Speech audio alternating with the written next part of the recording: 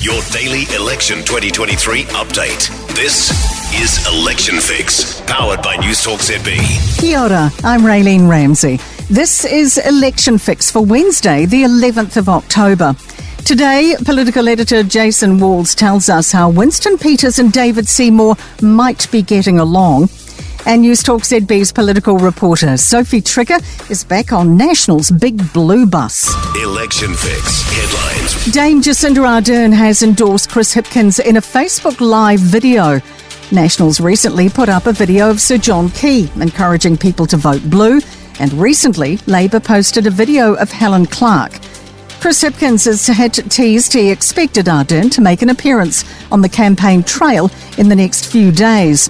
This morning, she delivered, saying she knows Hipkins as a dad, a friend and a person. I can hand on heart tell you that what he says is true. He, for decades, has been driven in politics for one simple driving purpose, through the good times and the bad, and that is people. And the Labour leader is confident his party is surging back into contention. Chris Hipkins claims he's having a late surge in support from New Zealanders. They know that National has been trying to pull the wool over their eyes. New Zealanders don't like the trickery and they don't like the evasion that they have been seeing from Christopher Luxon and the National Party. A business advocate believes it will be a challenge to make trade deals with India without heavy compromise. National's vowing to double the value of exports in the next decade, pursue free trade agreements, increase trade missions, and make India a focus. Business NZ Advocacy Director Catherine Beard says exporters believe it's worth going away from traditional free trade agreements with India. But at the end of the day, if it doesn't include particularly dairy, then, that makes a huge difference to our exports in terms of value and volume. Election Fix. Everything you need to know from the campaign trail. Newstalk ZB. Now to our reporters out and about on the campaign trail. Political editor Jason Walls joins us. Jason, Winston and Seymour seem to be getting along okay at the minor leaders debate last night. Have they kissed and made up?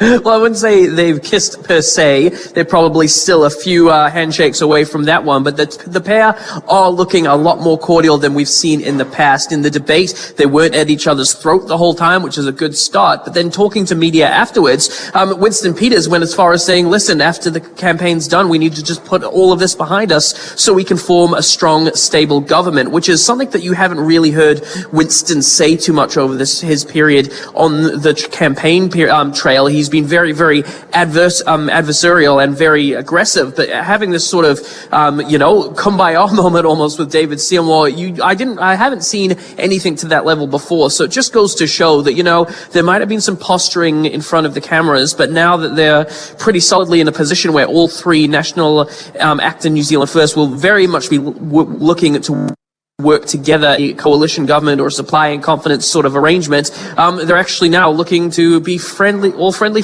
So today, Jason, we have not one but two polls.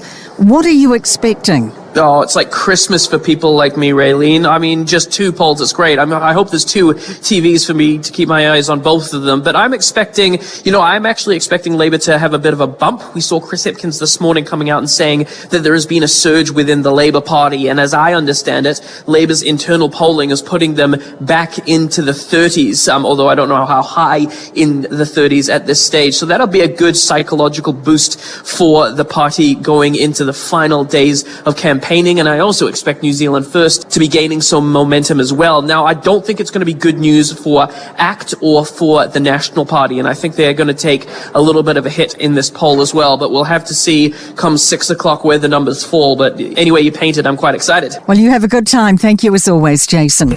Election Fix, powered by Newstalk ZB. Newstalk ZB's political reporter Sophie is with us. Sophie, you're with Chris Luxon on the National Party bus today. What has he been up to? Yeah, that's correct. I'm coming to you from the National Party bus. You might be able to hear a bit of noise in the background there.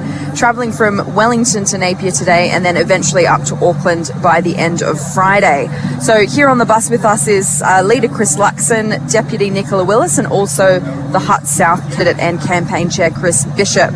So we departed from Petone this morning, stopping off to drop Luxon's nephews at school in the Hutt, before heading to a cafe in Upper Hutt and later a rally at a popular cafe in Masterton. It was quite a warm welcome for Chris Luxon here. Supporters in blue were lined up on the pavement as the bus pulled in. One enthusiastic woman even had blue balloons. Lux spoke briefly to the crowd here, notably about changes to speed limits in the area and what he's calling the villainisation of farmers, before he went behind the counter and helped mix up some cupcakes in the colour of the National Party. And Sophie, he's just spoken to media from Dannevirke. What did he have to say? Yeah, so we've just heard from Chris Luxon at the Shire's Fruit and Veg Market in Dannevirke, actually New Zealand's longest serving fruit and veg shop. He was talking mostly about the news of 42,000 Kiwis leaving New Zealand in the last year, and he's promised that a government he leads will be better on this issue. He did, however, stop short of setting an actual target on this, beyond saying he hoped it would significantly less.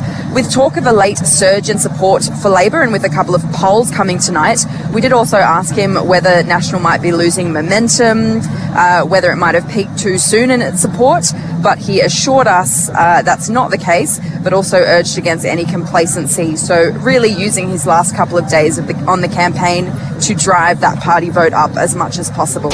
Election Fix, powered by Newstalk ZB. That is Election Fix for Wednesday, the 11th of October. Join us again tomorrow to get the latest update on everything from the campaign trail from the Newstalk ZB newsroom. You can also head to newstalkzb.co.nz/election 2023 for all your political news and opinion. I'm Raylene Ramsay. We'll talk again tomorrow.